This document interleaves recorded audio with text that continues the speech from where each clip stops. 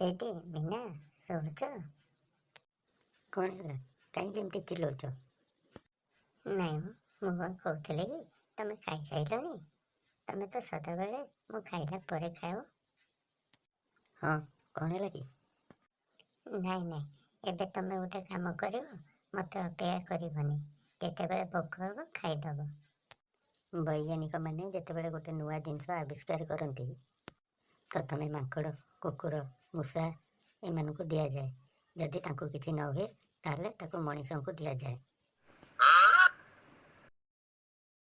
ଏଇଠି ଶୁଣୁଛ? କ'ଣ ହେଲା? ଆମ ପଡ଼ିଶା ଘରର ସ୍ତ୍ରୀ କ୍ଷୀରି ଖାଇ ମରିଗଲା। ହଉ, ମୁଁ ଯାଉଛି ଟିକେ ଦେଖି ଆସେ।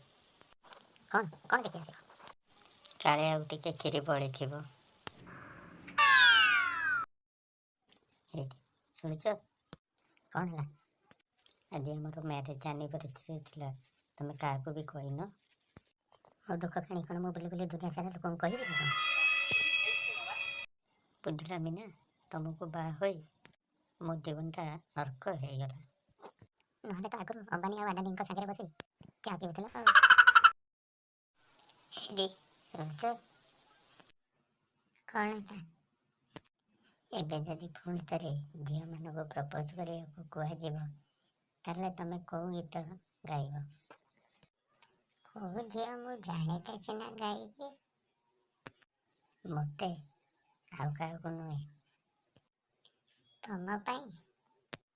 ଇତନି ଶକ୍ତି ହମେं ଦେନା ଦାତା।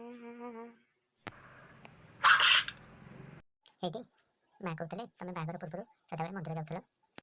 ହଁ, ଯାଉଥିଲି। ନାଇଁ, ଏବେ ତ କାହିଁ ଯାଉନ?